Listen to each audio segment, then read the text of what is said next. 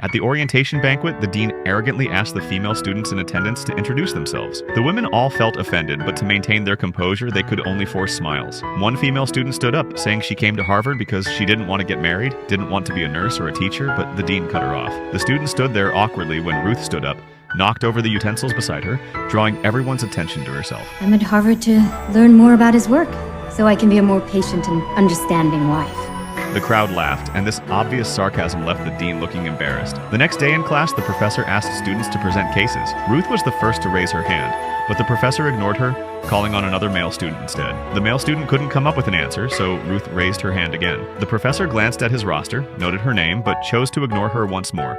The second male student's answer was also wrong. Ruth stubbornly raised her hand again, and this time the professor finally called on her. She analyzed the case with clear logic, giving a perfect answer, but the professor offered her no praise. Is that an answer, Mrs. Ginsburg, or a filibuster?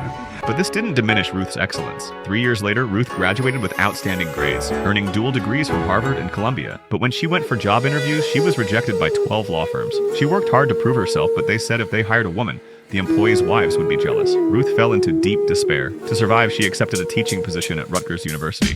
For 10 years, she focused on gender bias issues in law, training one legal elite after another. However, she longed to handle a real case. Her husband's career was flourishing. At a party, a colleague's comment broke her down. Smart girl, Ruthie. You married a star. On the way home, she completely lost control of her emotions, venting her grievances to her husband for the first time. I want nothing. I want you to go to work and wow your bosses and clients and be the youngest partner in the history of the firm. That's not fair. Then That's I want not you to fair, walk and me you know home, it. Marty, so I can sit in my corner and write a lesson plan to inspire the next No one's generation of putting you in the students corner. to go forth and fight for equality. Her husband couldn't quite understand. He thought Ruth's career in education was equally meaningful, but Ruth wanted to be someone who changed the world, and soon she would get her chance.